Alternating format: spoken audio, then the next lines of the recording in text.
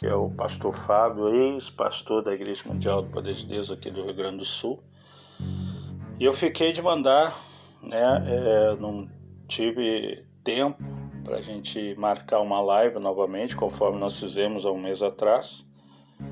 E aí eu resolvi mandar em áudio e para fazer algumas correções, algumas ponderações com relação a alguns comentários, algumas dúvidas que ficaram até em detrimento das minhas colocações um pouco confusas e um pouco precipitadas.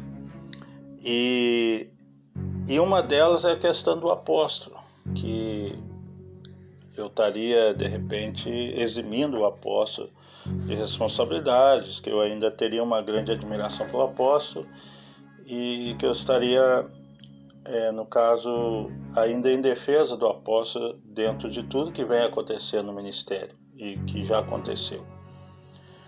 E na verdade eu não enfatizei tanto a questão do apóstolo naquele momento, porque não é por receio, por medo ou por receio de retaliação, de alguma coisa parecida, mas eu não, porque os personagens envolvidos então eram aqui o Bispo Ricardo de Holanda e o Marcelo Gonzalez, que era o regional aqui de Santa Maria. Então eles que fizeram a tramóia toda de assinar minha saída na calada da noite, sabendo de toda a situação da perda da minha esposa, as crianças especiais não tiveram um mínimo de compaixão. Então foi isso. E aí eu não enfatizei tanto a questão do apóstolo, mas olhando de uma forma geral, é lógico que eu tive uma admiração para o apóstolo, que a maioria que hoje estão dentro do ministério tiveram. Acredito que 70% dos que estão lá dentro ainda na ativa não tem mais essa admiração. Não tem, eles estão sobrevivendo, estão empurrando com a barriga. Eu, por exemplo, como alguns comentaram aí nas mensagens, já tu tá falando porque tu saiu, porque te tiraram, senão tu não ia falar nada, né? Por isso tu aproveitou e agora tá todo pastor que sai e fala mal. Não, na verdade eu já vinha me preparando para sair. A minha falecida esposa, porque ela faleceu, mas nós já tínhamos um planejamento de seguir uma outra rota, um outro caminho, porque não estava dando mais. Até devido às crianças também terem problemas, a gente não ia poder estar para lá e para cá. Então nós já tínhamos essa programação. E eu já não concordava, já estava vendo que o evangelho estava sendo pregado, não tem nada a ver com o evangelho que Jesus pregou. É um evangelho totalmente comercial, o evangelho que eles fazem. Então muitas coisas que nem diz, tu fazia a mesma coisa, que nem teve um comentou, tu tem que pedir perdão porque tu estava lá e tu fazia a mesma coisa e seguia a tua vida. Eu não fazia a mesma coisa. Porque cada pastor ele dirige uma igreja num determinado lugar, numa determinada cidade. Então ele faz as coisas que o ministério impõe ou obriga se ele quiser. Eu, por exemplo, esses excessos de campanha de voto, teve um monte de envelope de propósito que me deram que eu botei fora. Entendeu? Queimei, toquei fora, porque eu nunca concordei com esse tipo de evangelho. Eu sempre subi ao altar preocupado em pregar o evangelho que Jesus mandou pregar. Então eu tinha comigo essa responsabilidade. Claro que lá no meu momento de infantilidade, de imaturidade, eu cheguei a fazer em alguns momentos esse tipo de coisa, entrar no embalo do ministério. Depois, com o tempo, passar do tempo, com o amadurecimento e entendimento, eu vi que o evangelho não é por aí. Então a pessoa diz, mas ficou lá porque ficou, porque estava mamando na teta, porque queria ficar. Não. Muitos estão lá, às vezes, porque o que acontece? 13 anos sem carteira assinada, muitos não têm profissão que estão lá. Muitos não tiveram. Teve pastor lá que entrou jovem, 18 anos, 19 anos, já era pastor. Então os caras não tiveram uma experiência profissional, não tiveram curso, não tiveram um estudo. Então, na verdade, eles vão passar a depender daquilo ali, mesmo querendo sair, eles não conseguem. A não ser que eles tenham alguém que ajude, ou algum familiar ou alguém. No meu caso, eu tinha 2 crianças com problema. Eu sei fazer muitas coisas, tive outras atividades, mas até para te exercer uma outra atividade secular, tu teria que ter algum recurso para te recomeçar. Tu sai do ministério, vai para casa de quem? Morar na casa da família é complicado, né? Nem sempre é possível. Em alguns casos pode até ser possível, outros não. Então eu tinha isso, nós estávamos assim tentando guardar recursos, as nossas rendas. A minha esposa tinha uma casa que herdou do pai dela, que era falecido, tinha herdado, que era alugado, então procurava guardar alguns recursos, mas não era o suficiente para a gente sair da noite para o dia. Nós tínhamos uma programação ainda de uns 2 anos para frente para a gente poder se organizar e sair. Então não é que eu quisesse ficar ou que eu quisesse ficar mamando, não era isso. E eu sempre procurei fazer um trabalho bem na contramão do que vem sendo feito. Então as pessoas às vezes julgam, falam sem saber, sem entender o que elas estão falando. Bom, voltando à questão do apóstolo, eu acho que o apóstolo sim abriu a porteira para um monte de vagabundo, de salafrário, de sem vergonha, de bandido, como ele mesmo já chegou em rede nacional e falou. Que eu achei errado ele fazer isso em rede nacional, mas disse que no ministério dele estava cheio de bandido. Então, porque ele sabe que está cheio de bandido. Ele sabe. Só que quem abriu a porteira para esses bandidos foi ele. Ele vai nos estados e 500 bispos sendo consagrados. É muito cacique, como diz aqui no Rio Grande do Sul, é muito cacique para pouco índio. É muita gente para mandar. Ou seja, a indiaiada está indo embora. Os comandados estão indo embora, não estão aguentando. Daqui a pouco eles vão ter que mandar somente entre eles mesmos. Então, quer dizer, eu acho sim que o apóstolo tem grande responsabilidade nisso. E não sei, porque o coração do homem só Deus conhece. Pode ele em algum momento ter pensado até em tentar corrigir as coisas que vinham acontecendo, só que chegou um ponto que não tem mais como corrigir. Para ele corrigir, ele teria que tirar 70% do ministério e teria que botar na rua, botar fora. E não vai perder, cara, porque eu já vi, já ouvi isso dentro do ministério.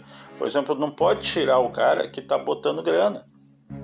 O cara pode trair a esposa, como tem uns montes, diz que vai para o monte, vai para fechar boate com pastores e amigos para andar com prostituta, com dinheiro muitas vezes, né, do altar. Então, quer dizer, mas o cara chega no final do mês, ele bota recurso, ele bate o mês, ele bate meta, ele cresce, ele tem uma boa articulação, ele tem uma boa influência. Então as pessoas, não conhecendo, as pessoas trazem rios de dinheiro e a igreja cresce. No momento que ele cresce, ele se mantém. E essas imundícias vêm mandar em cara muitas vezes honestos, que trabalham direitinho, que trabalham sério, vêm pisotear nesses caras que estão trabalhando lá nas igrejinhas pequenas. Quando eu falei, por exemplo, a igrejinha pequena, não é que eu estou dizendo menosprezar a igreja. A igreja é o povo. Para mim, pregar para 2 pessoas e para 1000, como já aconteceu comigo, para mim é diferente, são almas. Pelo contrário, quanto maior a quantidade, mais responsabilidade eu tenho. Então, quer dizer, não é quando eu mencionei a minha expressão, a igrejinha de fundo de quintal, que eu quis dizer, não é uma expressão que é usada aqui dentro, por isso que eu acabei replicando essa expressão. A igrejinha de fundo de quintal que se refere mais não é nem a questão da igreja pequena, é a questão da igreja menor potencial financeiro e econômico. É a igrejinha que dá 2.000 no mês, 3.000. É a igrejinha que dá 1.500, 2.000, 3.000 núcleo. É a igrejinha. Então, quando eu mencionei, por exemplo, muitos aí chegaram com 2 anos, 3 anos, viraram bispo, e eu sou o quê? Eu também, foi uma expressão mal colocada que eu fiz. Na verdade, eu nunca me preocupei com título.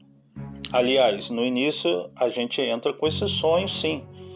Tu cresce ali, tu vai trabalhar, inocente, né? Imaturo, que tu vai crescer, tu cresce aqui, cresce ali, tu vai pegar uma regional, vai crescer, você tem que almejar ser um bispo, você tem que crescer no ministério, você tem que aparecer, você tem que crescer. Então tu acaba, nos primeiros momentos, na imaturidade espiritual, a gente acaba entrando nessa onda, como eu também entrei. Mas depois que eu comecei a entender todo o processo, entender o evangelho de uma forma mais contundente, mais objetiva, eu comecei a entender que a obra de Deus não é título.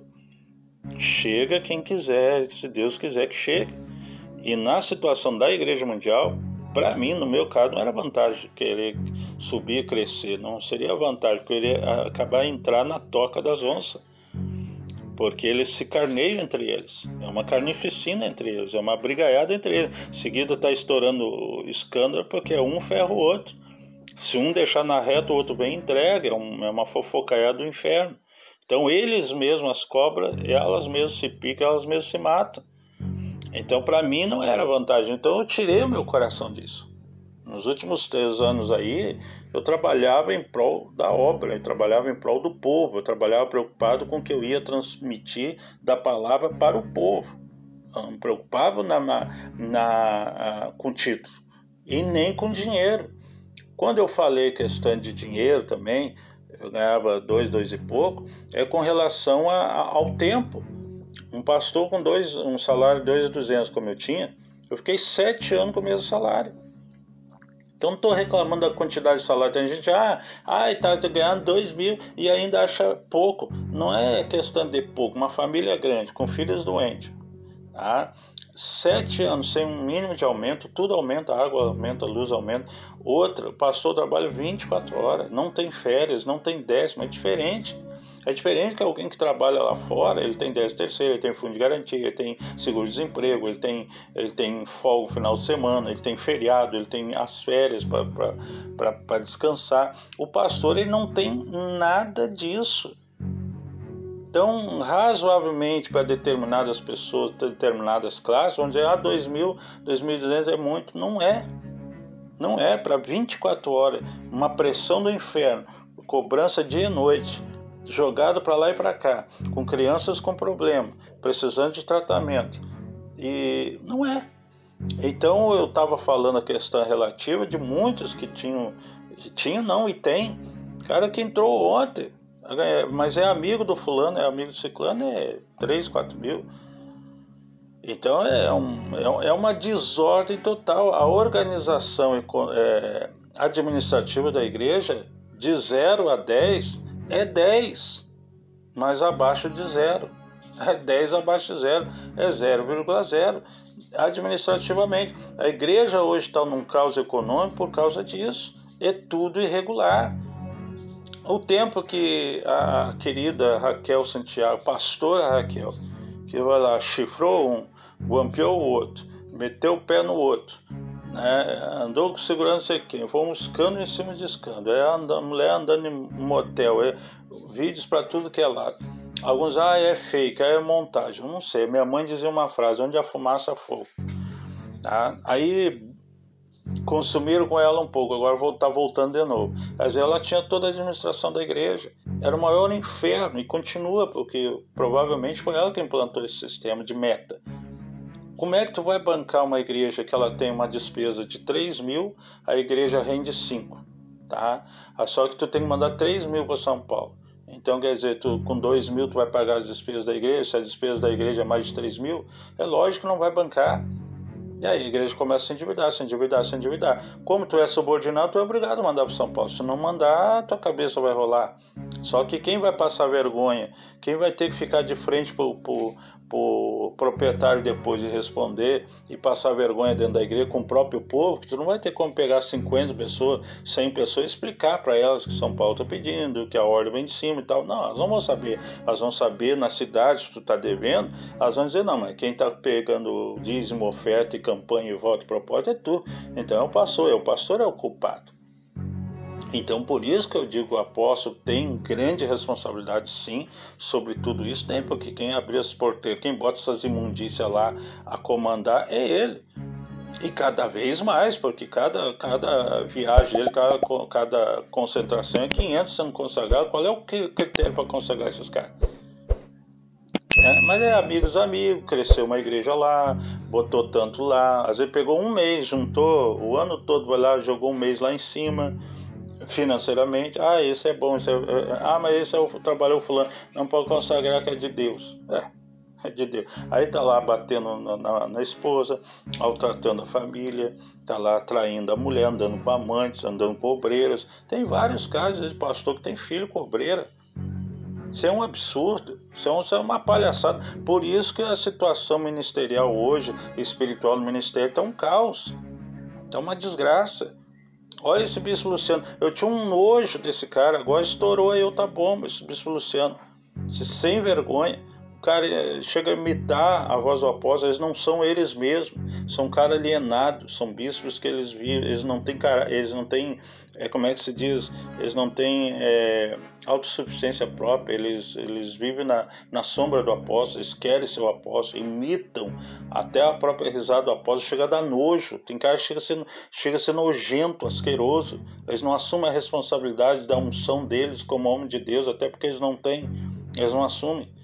Eles tudo atribuem ao apóstolo. O apóstolo é uma idolatria desgraçada e joga o povo nessa idolatria.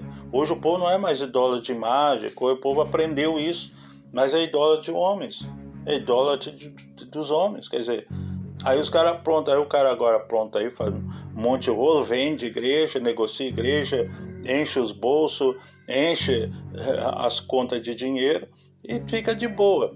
Aí o que faz? Transfere para outro lugar, abafa o caso e pronto, e continua. Por quê? Porque é cara que é ardiloso, tem boa influência, tem boa oratória, fala bem, se expressa bem, capta bastante recurso, é conhecido, então deixa lá de canto, bota dela lá no canto que ele vai continuar mantendo. A questão da Raquel, na época a Raquel administrava a igreja, aí trocaram todas as roupas das missionárias e obreiros. As roupas vieram tudo desalinhada, tudo mal feita, tudo com os números, tudo trocado. As pessoas, as missionárias obreiras iam usar os uniformes, tinham que reformar os uniformes. Ela tinha montado uma grife lá, uma loja própria, de confecção própria, sei lá que tem até hoje, mas tentou fazer isso aí. Aí botaram uma grife de roupa para todos os missionários e obreiros. Um monte de gente pagou aquelas imundícias daquelas roupas, não puderam nem usar. Alguns conseguiram reformar, outros tentaram trocar, não conseguiram, não destrocaram, foram enrolando. O negócio é mandar o dinheiro. Era um inferno cobrando aquele tal dinheiro. Ou seja, é um rio de dinheiro que vai pelo ralo. Dinheiro do povo que vai pelo ralo, que não é nem sequer bem usado no que realmente tem que ser usado. Umas roupas ridículas marcando o corpo das mulheres, sabe? Algumas com transparência, outras apertadas. Quer dizer, tem um monte de gente que nem conseguiu usar aquelas roupas. E rios de dinheiro, caríssimas as roupas. Quer dizer, a mulher só fez, aí é troféu talento. Troféu talento é palhaçada, é aquela história, como diz, é gracinha pro diabo rir. Porque é uma gastação do inferno com esse negócio para premiar alguém. Ah, mas qual é o objetivo? Ganhar alma? O que ganha alma isso? Não, mas vai promover alguém que canta bem. Um jovem, tudo bem, vai motivar o jovem, vai dar oportunidade. Tudo bem, não, até vai lá, até tudo bem. Mas o que acontece? A igreja está num caos econômico desgraçado e eles não param de fazer gasto. As sedes estaduais fazendo evento, campanha, levando o estado inteiro para uma sede. Aí os pastores estão a 400 quilômetros da sede estadual, tem que pegar um ônibus a 3, 4 mil reais, tirar sabe Deus da onde, que às vezes nem o povo tem para pagar a passagem, porque é muito alto, para levar o povo a sair para fazer o que nem diz aqui no sul, encher linguiça, porque eles não conseguem encher uma sede estadual. Porque se eles estão no bambambam e aquela toda que nós arrebentamos, que a mão de Deus está aqui, porque aqui arrebenta, aqui é de Deus, então não precisava pegar todo um estado para encher uma sede estadual. As igrejas mais próximas iam, quem quisesse ir, ia, quem não pudesse ir, não ia. Não, todo o estado tem que ir para poder encher uma sede estadual, fazer um número para o estadual aparecer que a igreja tem povo. Então, quer dizer, a visão está virada, está totalmente inversa, eles estão cegos. A mente desses caras, como diz a Bíblia, está cauterizada, eles não enxergam um pau na frente do nariz, mas botam a gravata e levantam o nariz e cheio da pose da autoridade. Ah, eu sou fulano, eu sou ciclano, eu mando, eu faço acontecer, são os grandão, são os bambambam, mas vai ver, a administração é péssima. Esse cara de Holanda veio aqui e montou um monte de livro do tal do pó ao altar. Foi um inferno aquele livro, foi um verdadeiro demônio aquele livro. Ah, mas a libertação contando a história dele, que era drogado, não sei o que, papapá. Aqueles livros passaram 500 vezes na igreja e foi pago 500 vezes o mesmo valor. Primeiro o livro chegou a 18, depois veio a 16, depois veio a 12, depois estava jogando fora até a 10. Aí os livros ficavam estocados nas igrejas, porque se a igreja tem 50 pessoas, mandavam 500 livros, 300 livros, como é que vai? Ah, mas dê aí, tá. Aí o povo já estava enjoado daquelas imundícias, aqueles livros. Pegava os livros de volta e levava para a sede regional. O que a sede regional fazia? Continuava vendendo lá, só que a igreja já tinha pago aqueles livros. Aí ia lá para a sede para vender de novo. Aí teve livro aí que foi vendido 3, 4, 5 vezes. Então isso é um absurdo, esse tipo de coisa. É aí que a igreja está em queda, é aí que a igreja está do jeito que está. Então, o tal dos livros que veio para o Estado. Para pagar as dívidas da igreja, as contas da igreja, que a igreja está endividada, vão pagar os aluguéis que estão atrasados. As igrejas só fecharam, foi a maior onda de fechamento da igreja, foi nesse tempo, nesse período. Foi uma alta arrecadação infernal, e que teve gente que estava imitando de uma certa forma a própria Igreja Universal, quase que fazendo fogueira santa. Essa que é a verdade, porque os valores eram exorbitantes. Os próprios pastores tinham que dar, cada pastor tinha que dar R$1.000 nas campanhas de votos. Isso aí a voto dos 400 de Davi, voto da esforçai-vos. Até nós pastores falava aqui que aquilo não era esforçai-vos, aquilo era enforcai-vos, a palavra certa, porque era um inferno. Missionária que não tem salário, não tem rendimento, não tem, tinha que ser 500 pela missionária e 1.000 pelo pastor no mínimo. E aí, vamos pagar as dívidas da igreja, vamos pagar as contas da igreja. Que conta que pagaram? A igreja só afundou. A igreja só afundou, fechou um monte de igreja. A igreja está uma vergonha. Não adianta, eles vão para a televisão, eles fazem bambambam, o povo acredita, o povo aplaude, mas a máscara dentro das cidades, dentro dos estados, está caindo. A igreja está uma vergonha, E aí eu falo de novo, vamos ao apóstolo, não defendo nenhum apóstolo. Tem horas que o apóstolo chega a dar nojo, o cara só sobe o altar. É uma brigaiada do inferno com jornalista, brigando com político. Aquilo virou mídia para ele, porque o povo aplaude, o povo adora ele ver ele brabo, adora ele dar show de moral. Ele até dá bem o show de moral no povo. Só que um dia eu estava falando com um pastor amigo meu, ele disse, o apóstolo tanto joga pedra nos caras, porque daqui a pouco vai chegar alguém da mídia, que tem alto poder de mídia, que conhece a lavagem, a imundícia que está dentro do ministério e vai jogar no ar, em rede nacional, vai apontar o dedo na cara do apóstolo e vai mandar ele ficar bem quietinho. Vai mandar ele, vamos falar que nem os gaúchos falam, vai mandar ele enfiar o rabo no meio das pernas e ficar quieto. Porque a igreja está caindo, está uma baderna, está uma bandalheira desgraçada dentro do ministério e quer ficar tirando pedra nos outros. Aí fica brigando com, porque embargaram a igreja, porque fecharam, porque o político pulando, porque esses políticos são sem vergonha, porque esses políticos sei o que. Rapaz, vamos corrigir a casa primeiro, vamos ter moral primeiro para poder falar, vamos criar moral, vamos criar credibilidade. A igreja está desacreditada. Ele ainda mantém a credibilidade por causa da televisão, por causa dos milagres que ele mostra ali. Não questiona o milagre. Por que eu não questiono o milagre? Porque Jesus disse lá, está lá na palavra, que muitos vão fazer milagre. Jesus falou que muitos vão chegar naquele dia e vão dizer, Senhor, curamos, profetizamos em teu nome, expelimos um demônio e fizemos muitos milagres. Jesus vai dizer o quê? Apartai-vos que eu nunca vos conheci. Olha só. Então eu acredito que Jesus está falando com muitos dessa turma aí, muitos. Então eu não me iludo com o milagre, vamos deixar o milagre de lado. Mas o povo aplaude, o povo fica feliz, o povo não sei o que, ovaciona o homem, não sei o que, eleva o grau do homem. Só que após ficar lá, aí mete o pau no político, no prefeito, no governador. Só que vai ver, na verdade, a situação, por que os caras, às vezes não é questão de perseguição, às vezes é questão que a igreja está irregular. A igreja não tem um alvará, a igreja não tem um alvará de bombeiro, a igreja não tem estrutura na questão documental. Aí as leis vêm para como é que se diz, para executar. Aí simplesmente vão jogar no colo do diabo, o diabo que é o culpado, o diabo que é a culpa.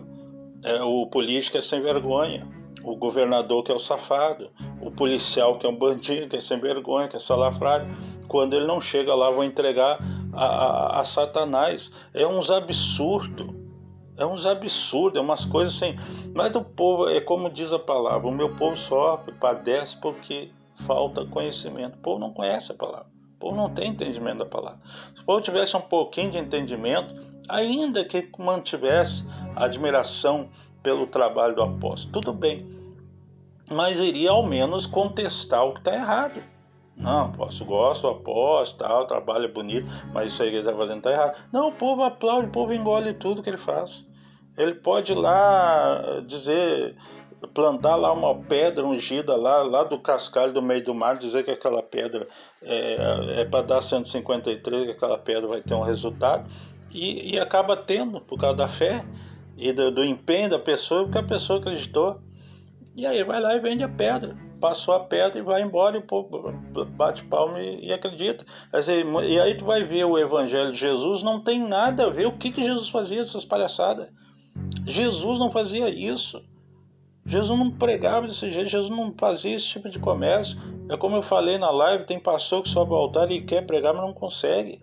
Ele passa 1 hora da reunião pregando, quando muito, pregando em cima de um propósito, em cima de uma campanha. Ele tem que pegar a palavra, discernir a palavra e convencer a pessoa através daquela palavra a fazer tal campanha com o máximo possível que ele puder de voto, porque ele tem que cumprir a meta no final do mês. E aí a pessoa continua no pecado, continua na imundícia, continua errada, continua adulta, continua sem não tem compaixão, a pessoa não perdoa ninguém, a pessoa tem mágoa no coração, a pessoa está toda errada. Não tem problema, trouxe o dízimo, a oferta e a campanha, está tudo certo. Já está salvo, está com Deus. Então, quer dizer, não tem disciplina, não tem exortação, não tem a palavra que implante uma conduta de vida para as pessoas. É esse que está o problema. Mas o caos vem da onde? Vem de cima. Eu não estou eximindo o apóstolo, não. O apóstolo é o principal culpado, é o principal responsável. Não estou julgando, porque a Bíblia diz: não julgueis para não ser julgado. Acho eu, como a Bíblia se refere a galardões, eu acho assim, que até pela intenção, pelo trabalho que eles exercem, não diria assim, o apóstolo estava perigando ir para o inferno, tudo isso. Não sei. Jesus disse que vai falar para muitos disso que eu não vos conheço. Aí eu não sei como é que fica o critério.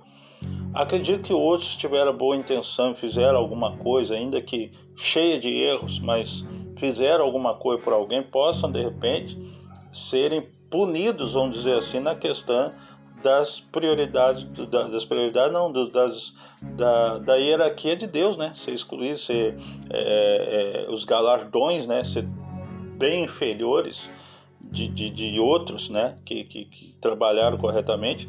Acredito nisso, né? Não sei os critérios de Deus. Agora, falando do sistema, o sistema tá defasado.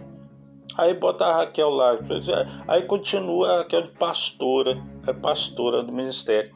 Pô, aí pega o pastor que quis casar com uma mulher divorciada, viúvo, vai casar, envolver, não pode, Deus ali, isso é um pecado gravíssimo, não sei o que, vem dentro da minha casa, investigar a minha casa, ver se a mulher já estava morando comigo, para poder me passar a rasteira, que não acharam mulher nenhuma, que a mulher estava lá na casa dela, mas mesmo assim me passaram a rasteira. Quer dizer, daí a mulher vai lá, trai um, trai o outro, com filho com o outro, é pastora.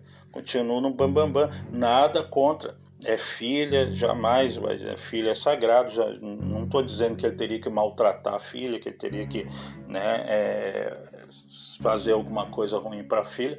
Não, filha é filha. Mas pastora não poderia, pelo certo, diante de toda o desgoverno dela na obra e também da própria conduta moral dela, até para preservar a moral dela, a conduta dela, a idoneidade dela, não era para ela ficar em frente de trabalho, comandando trabalho ainda como pastora. Bota lá, cuidar de uma região lá, de um grupo de missionários, de obreiros, então, e recomeça lá do zero. Olha, minha filha, te amo, vamos continuar, vamos te ajudar, mas você lá e não vamos envolver o trabalho que é de Deus, que é sagrado. Não, Aí por muito pouco, por muito menos, um pastor é amaldiçoado, um pastor é entregue a Satanás. E aí eu pergunto, e a filha, depois de tudo que aprontou, como é que fica? Ninguém está dizendo que ele teria que amaldiçoar a filha, mas aí passa batido, não tem problema nenhum não. Fez o que fez e continua de boa. Então tem coisa que não dá para entender. Tem coisa que não tem como. O apóstolo. Não, o apóstolo é o principal culpado, sim. Não tem receio de falar, não tem medo de falar, não tem medo de maldição dele. Porque eu sei do Deus que eu sirvo, eu sei da minha consciência, do meu caráter, sei da minha índole, sei da forma que eu vejo o Evangelho. Mesmo com eu, que eu também sei que tem falhas, mas tem falhas e erros que são berrantes, são gritantes. Tem erros que não há necessidade de cometê-los, comete é porque quer cometer. Então esse bando de vagabundo que hoje administra, eu falo bem assim porque a maioria, não é todos. Tem gente boa, conheci gente boa, sei que tem homens de Deus bem intencionados. E tem gente bem intencionada que não aguenta mais, não suporta mais. Tem gente bem intencionada lá dentro que é só uma questão de tempo e vão pular fora. Um monte de gente aí dentro que é só questão de tempo vai pular fora. Por quê? Porque o ministério está defasado, está desmoralizado. Não tem um pingo de justiça. Aí vem pregar, vamos usar a Bíblia para eles, para convencer eles. Você tem que entender que sempre houve injustiça. Que a injustiça, Deus honra, Deus vai abençoar. Olha o que aconteceu com Davi. Mas pelo amor de Deus, quando isso vai acontecer? Tem horas assim, mas então Deus está pro outro lado, Deus só abençoa o que não presta. O cara chegou ontem, aprontou isso, fez aquilo, foi lá e daqui a pouco é bispo. Aconteceu um fato aqui no sul, até não me lembro o nome dele. O cara era um regional. O que o cara fez? O cara alugou um prédio, o prédio para a igreja. O prédio da igreja, o cara cobrou 5 mil. Aí ele foi lá e fez o contrato com o cara e combinou com o cara, bota 10, cobra 10 que a igreja vai pagar. Aí tá, ele fez o contrato, assinou o contrato, o proprietário aceitou e ele foi lá e mamava 5 e pagava os outros 5. O proprietário repassava 5 para ele e ficava com 5, que era o valor do aluguel. Um belo dia ele foi trocado, passou-se um tempo, foi trocado. Quando ele foi trocado, descobriram o outro que chegou e disse: mas não, o senhor não podia baixar um pouco esse aluguel, o aluguel tá caro, tá pá. O proprietário disse: não, meu aluguel sempre foi 5. Não tem como abaixar. Mas como sim você contratar 10? Não, tá, a época o pastor pediu que era para botar 10, que a igreja ia pagar 10. E aí eu repassava 5 para ajudar ele, que ele queria 5. Pô, olha que sacanagem. Aí troca o cara, não me lembro nem qual foi o estado que ele foi, mas foi um estado aqui perto do sul. Foi pro outro estado, no outro mês era bispo. E essa imundícia, com certeza, não me lembro nem o nome, nem quero saber, no mínimo deve ser bispo. Deve estar de bispo em algum canto por aí. Então, quer dizer, a obra se cercou de um monte de imundícia, de podridão, de sujeira, de sacanagem, de pilantragem, de vagabundagem, de prostituição, de adultério, de vício, o que tem de cara viciado. Eu tive no estado que a igreja, no Piauí, a polícia foi buscar o pastor dentro da igreja. A sorte que tinha terminado a reunião, o povo não estava mais dentro da igreja, foi buscar o cara porque o cara tinha um BO, como eles dizem, tinha um processo em Santa Catarina por pedofilia, por estupro. Isso não foi um caso, foi vários, já teve outros casos. De pastor ser buscado dentro da igreja, já houve vários casos disso. Aí eu pergunto, qual é o critério que entra, como que entra? Que porteira tão grande é essa que entra essas imundícias? Aí depois fizeram lá, na época até andaram pedindo todos os antecedentes da Polícia Federal, inclusive eu tirei a minha, foi um inferno para tirar, mas consegui tirar, levei porque tinha que mostrar para a igreja, mas foi só para lambança. E aí ficou por isso mesmo, baixou a poeira, continuou. Tá cheio de cara aí nesse estado, e os caras estão em cima do altar pregando. Os caras estão em cima do altar pregando, imagina, os caras é bandido, o cara tem processo nas costas, mas tá lá. Por que os caras estão lá? Não, deixa ele quieto aí, porque esse cara é bom. Esse cara é bom, esse cara prega bem. Prega bem não, bota grana. Esse cara aí segura a sede, esse cara aí segura a igreja. Esse cara aí, onde botar ele cresce. É dinheiro, tudo é em torno do dinheiro. Então eu queria fazer essas correções. Jamais não estou eximindo o apóstolo, não desculpa o apóstolo de maneira nenhuma. Acho que ele é o principal culpado de tudo isso aí. Não vejo realmente mudanças porque se cercou dessa podridão. Para tapar o furo dessas dívidas, ele teria que pagar essa dívida. A igreja precisa recuperar crédito. Eles estão preocupados em arrecadar dinheiro. Eles têm que trocar o foco, em vez de arrecadar dinheiro, recuperar o crédito. Eles estão desacreditados, não tem mais crédito na praça. Principalmente cidades pequenas, interiores, cidades nos estados, está desacreditado. Os próprios pastores estão desmotivados, salários defasados, casas que eles botavam os móveis, não tem mais móveis, o pastor tem que estar pedindo móveis para o povo, móveis usados, ou tentar comprar do dinheiro deles próprio. A igreja não bota mais, os cartão não tem nem onde dormir direito, que a igreja não ajuda com nada. Então está tudo nessa situação. Então tem que recuperar como é que eu vou dizer, o incentivo aos pastores. Mas não é incentivar com palavrazinhas isoladas aqui e ali e tal para motivar o pastor, não, tem que motivar com ações, valorizando os pastores, valorizando a família, os pastores, valorizando os missionários, valorizando os filhos de pastor, para motivá-los, tentar motivá-los novamente para recuperar a força da igreja, porque a igreja perdeu força. A força da igreja hoje é só a arrecadação. Só que essa arrecadação, com o caos que o mundo está passando, atravessando, ela vai começar, essas fontes vão começar a secar.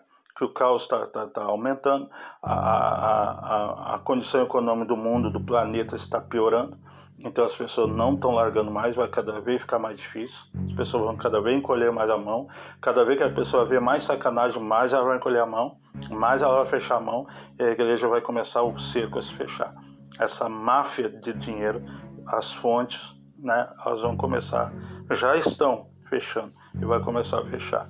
Então a igreja teria que tomar um outro curso. Agora, para tomar esse outro curso, teria que dar uma volta de 180 graus, ou seja, uma mudança muito drástica, muito drástica. E para essa mudança começar, teria que começar a trocar tudo que é cabeça. Essa podridão tem que sair.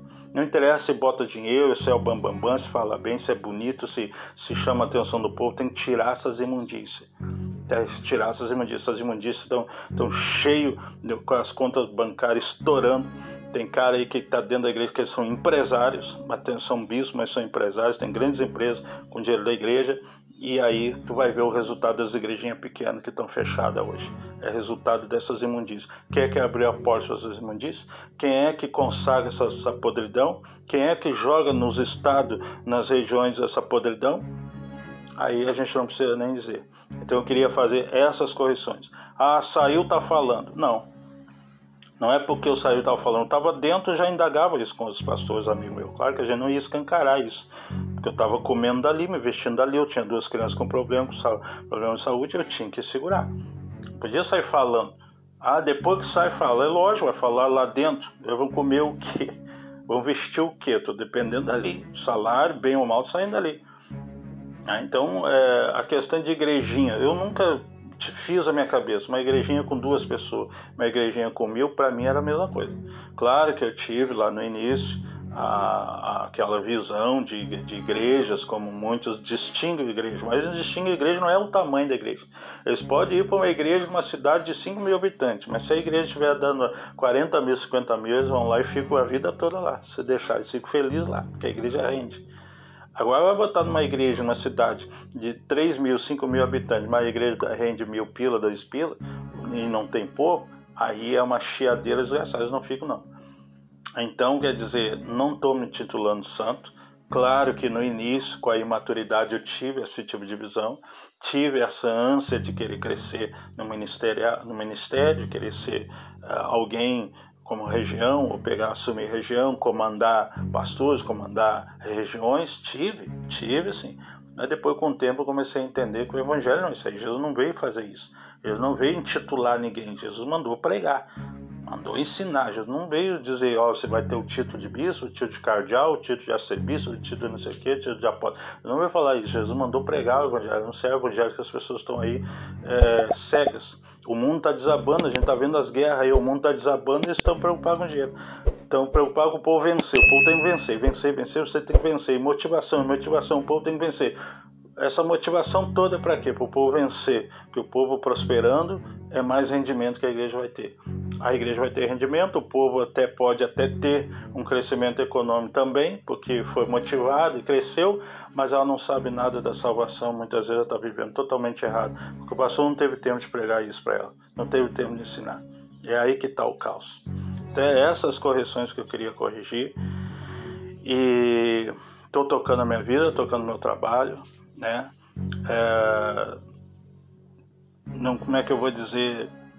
Não tenho nada contra, eu tenho contra a obra dos homens. Não tenho nada contra a obra de Deus. A obra de Deus é sagrada e santa. Contra a obra, quando se fala, é contra a obra dos homens. A obra dos homens está relaxada. Diz, até tem uma palavra que diz, né? Maldito aquele que faz a obra relaxadamente. Então tem um monte de gente aí amaldiçoada. Porque o que faz a obra relaxadamente é uma vergonha. Tá certo? Então fica na paz aí, Deus abençoe, era isso que eu queria falar. E qualquer momento, qualquer novidade a gente traz por aqui.